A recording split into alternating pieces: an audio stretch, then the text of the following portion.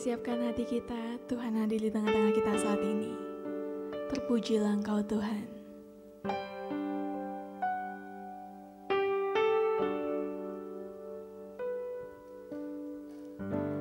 Bapa, Kau mendengar seruan hatiku. Tak pernah Kau lepaskan dari kasih-Mu.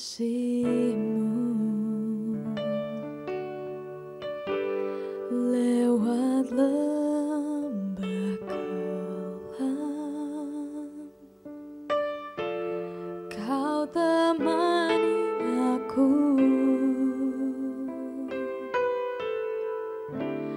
Roh-Mu bekerja selalu untuk kebaikanku, mengalir kuasa dari tempat maha tinggi.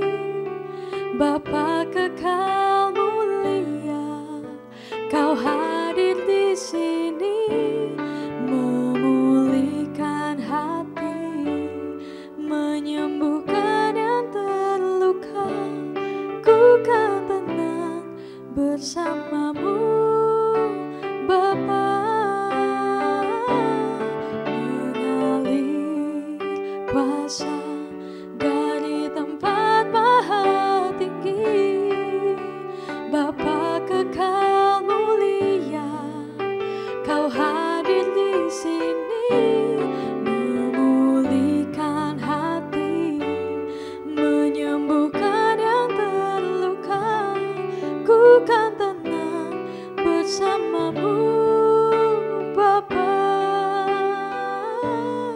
Ku kan tenang bersama-Mu,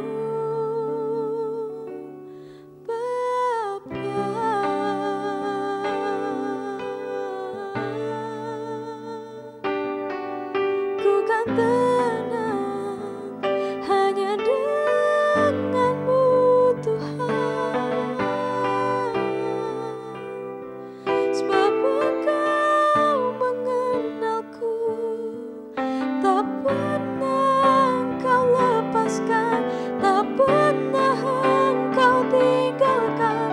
Selamanya ku berharga, sungguh Kau setia, sungguh Engkau baik. Terpujilah nama-Mu Tuhan, kami mengasihi Engkau Tuhan. Haleluya.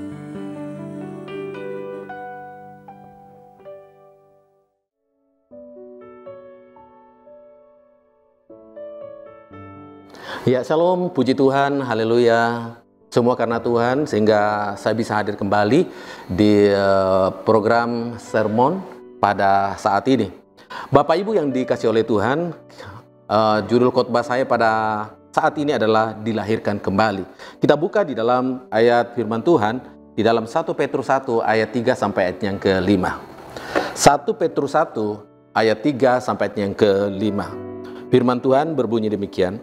Terpujilah Allah Bapa Tuhan kita Yesus Kristus, yang karena rahmat-Nya yang besar telah melahirkan kita kembali oleh kebangkitan Yesus Kristus dari antara orang mati kepada suatu kehidupan penuh pengharapan, untuk menerima suatu bagian yang tidak dapat binasa dan yang tidak dapat cemar dan yang tidak dapat layu, yang tersimpan di surga bagi kamu. Ayat yang ke-5, yaitu kamu yang dipelihara dalam kekuatan Allah karena imanmu, sementara kamu menantikan keselamatan yang telah disediakan untuk dinyatakan pada zaman akhir.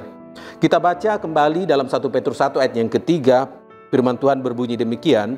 Terpujilah Allah dan Bapa Tuhan kita Yesus Kristus, yang karena rahmat-Nya yang besar telah melahirkan kita kembali oleh kebangkitan Yesus Kristus dari antara orang mati kepada suatu kehidupan yang penuh pengharapan. Ini ayat perenungan kita, saudara yang terkasih dalam Tuhan. Sekali lagi 1 Petrus 1 ayatnya yang ketiga. Nah, saudara yang terkasih dalam Tuhan, menjadi murid atau pengikut Kristus Yesus sesungguhnya adalah berkat yang teramat besar, saudara. Yang teramat luar biasa. Menurut ayat ini bahwa kita dilahirkan kembali kepada suatu kehidupan yang penuh pengharapan.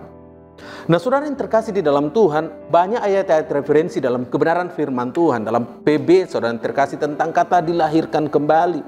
Nah, lewat kebenaran firman Tuhan yang menjadi perenungan kita, sekali lagi 1 Petrus 1 ayat yang ketiga ini, saudara yang terkasih dalam Tuhan, ada dua kebenaran yang dapat kita pelajari bersama-sama. Yang pertama dari bagian yang pertama di ayat yang ketiga, saudara yang terkasih dalam Tuhan, yaitu kita adalah orang yang dilahirkan kembali. Artinya bahwa kita adalah orang-orang yang sama sekali baru diperbaharui oleh Roh Kudus. Kita benar-benar menjadi pribadi-pribadi yang sudah baru diperbaharui oleh Roh Kudus.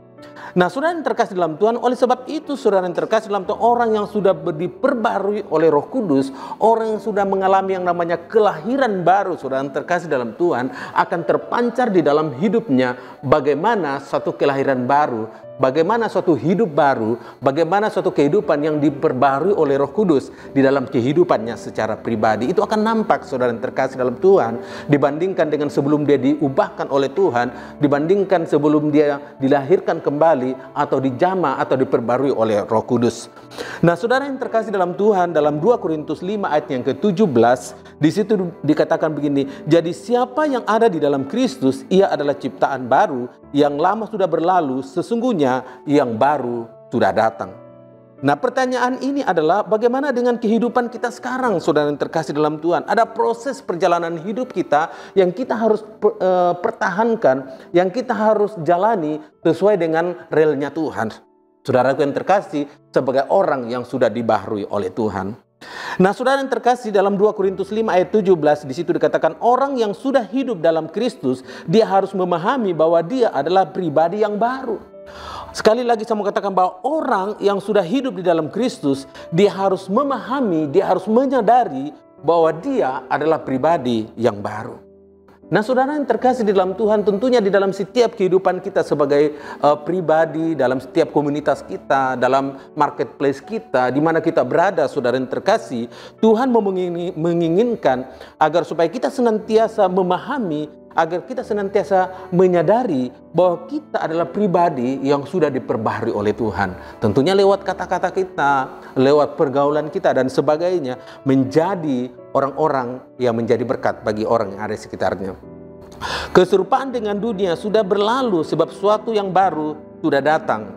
Nah, saudara yang terkasih dalam Tuhan, ini sangat jelas bahwa ada perbedaan hidup kita pada saat kita belum dibaharui oleh Tuhan, pada saat kita belum menerima Yesus sebagai Tuhan dan Juru Selamat pribadi kita, dan pada saat kita dibaharui oleh Tuhan, dijamah oleh Roh Kudus dan hidup di dalam kebenarannya Tuhan, pasti ada satu perubahan yang sangat jauh, saudara yang terkasih. Nah, di dalam Roma 12 ayat 2 di situ dikatakan, janganlah kamu menjadi serupa dengan dunia ini, tetapi berubahlah oleh pembaruan budimu sehingga kamu dapat membedakan manakah kehendak Allah, apa yang baik, apa yang berkenan kepada Allah, dan apa yang sempurna. Tentunya ini akan menjadi suatu prinsip dalam setiap kehidupan kita, bahwa kita sudah bisa membedakan sesuatu yang tidak benar dan sesuatu yang benar, sesuatu yang layak kita lakukan dan sesuatu yang tidak layak kita lakukan sebagai orang yang sudah diperbaharui oleh Tuhan. Nah, apa ciri-ciri orang yang sudah lahir baru, saudara yang terkasih dalam Tuhan? Saya mencatat di sini yang pertama, selalu rindu akan hadirat Tuhan. Dia selalu mau memuji Tuhan, dia selalu mau menikmati hadirat Tuhan. Lalu kemudian kedua, memiliki suatu semangat untuk berkumpul atau bersekutu bersama dengan Tuhan lewat ibadah, ya, melakukan dan merenungkan firman Tuhan. Selalu melakukan akan firman Tuhan, kehendak Allah di dalam setiap kehidupannya, dan kehidupannya selalu membawa damai, disenangi oleh orang-orang yang ada di sekitarnya. Dan begitu banyak hal yang masih ada, saudara yang terkasih dalam Tuhan, ciri-ciri orang yang sudah mengalami yang namanya lahir baru. Kemudian yang kedua, kita dilahirkan kembali kepada suatu hidup yang penuh dengan harapan. Kita bukanlah orang-orang yang hidup asal hidup, dan ikut arus duniawi, tetapi kita hidup dan memiliki satu harapan. Harapan apa, saudara yang terkasih dalam Tuhan? Begitu banyak harapan, begitu banyak janji yang Tuhan persiapkan bagi setiap kita. Yang paling intinya adalah harapan untuk hidup yang kekal. Nah, apakah harapan-harapan yang dimaksud di sini? Yang pertama, 1 Petrus 1 ayat 4, untuk menerima suatu bagian yang tidak dapat binasa, tidak dapat cemar, dan yang tidak dapat layu. Apa itu, saudara yang terkasih dalam Tuhan? Sesuatu yang bersifat kekal, tidak dapat binasa, tidak dapat cemar, dan tidak dapat layu. Artinya kekal sampai selama-lamanya. Dan harapan itu adalah kehidupan bersama dengan Kristus di dalam surga bagi setiap orang yang sungguh percaya dan menaruh iman kepada Yesus Kristus Tuhan. Nah, janji yang mulia yang diberikan kepada saudara dan saya mau katakan bahwa semua yang di dunia ini akan pudar, semua yang di dunia ini akan ada akhirnya. Ya, saudara yang terkasih, tetapi janji Allah bahwa saudara dan saya sudah disediakan suatu tempat yang mulia, yaitu surga, saudara. Nah, saudara yang terkasih dalam Tuhan, orang-orang yang punya pengharapan di dalam Yesus tidak akan takut untuk menghadapi tantangan demi tantangan di dalam hidupnya. Kenapa? Karena dia punya pengharapan kepada Yesus. Dia memiliki satu iman, dia memiliki satu kepercayaan bahwa Tuhanlah sumber pertolongan di dalam hidupnya. Tentunya dia tidak akan mengalami ketakutan dengan keadaan sekarang yang menakutkan, perekonomian bangsa kita, kehidupan yang sulit, banyak orang-orang yang harus di PHK dan lain-lain sebagainya, saudara yang terkasih dalam Tuhan. Tetapi bagi setiap kita yang punya pengharapan di dalam Kristus, kita tidak akan gentar karena kita percaya bahwa Tuhan sumber pertolongan di dalam setiap kehidupan kita. Nah, saudaraku yang terkasih dalam Tuhan, satu ayat yang terakhir saya mau bacakan buat saudara. 1 Petrus 1 ayat 6 sampai yang ke-7. Bergembiralah akan hal ini sekalipun sekarang ini kamu seketika harus berduka cita oleh karena berbagai-bagai pencobaan. Maksudnya semua itu ialah untuk membuktikan kemurnian imanmu yang jauh lebih tinggi nilainya daripada emas yang fana, yang diuji kemurniannya dengan api, sehingga kamu memperoleh puji-pujian dan kemuliaan dan kehormatan dari Yesus Kristus yang telah menyatakan dirinya bagi kamu. Nah, saudara yang terkasih di dalam Tuhan, di dalam kebenaran firman Tuhan pada saat ini, dengan tema dilahirkan kembali, ini sangat penting, ini sangat fundamental dalam setiap hidup kita, bahwa kita orang-orang pribadi-pribadi, saudara dan saya yang telah dilahirkan kembali, telah dijamah oleh Roh Kudus, saudara yang terkasih dalam Tuhan, pasti mengalami suatu perubahan hidup yang sangat total, saudara yang terkasih dalam Tuhan. Selalu melakukan hal-hal yang terbaik, menyenangkan hati Tuhan, dan menjadi berkat bagi setiap orang. Amin buat firman Tuhan. Tuhan Yesus memberkati kita. Mari kita berdoa.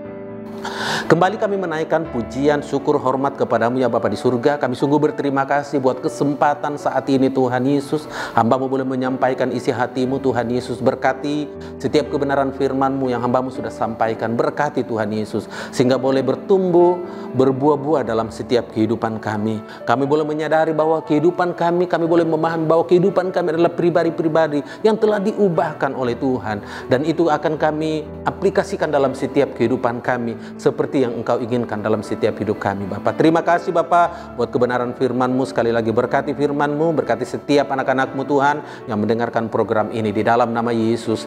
Terpuji-pujilah Engkau Tuhan. Kami juga tak lupa berdoa Tuhan Yesus, senantiasa buat program ini Tuhan Yesus boleh terus berjalan menjadi berkat bagi seluruh pendengar setia kami. Terpuji-pujilah Engkau Tuhan Yesus. Hamba berdoa juga buat anak-anak-Mu yang mempersiapkan semua program ini Tuhan, yang bekerja Tuhan untuk melaksanakan program ini Tuhan. Kau berkati mereka juga Tuhan di dalam nama Tuhan Yesus. Terima kasih Bapa, segala puji, segala hormat kami naikkan kepadamu. Hanya di dalam nama Tuhan Yesus kami berdoa dan kami mengucap syukur kepadamu. Haleluya. Semua katakan amin.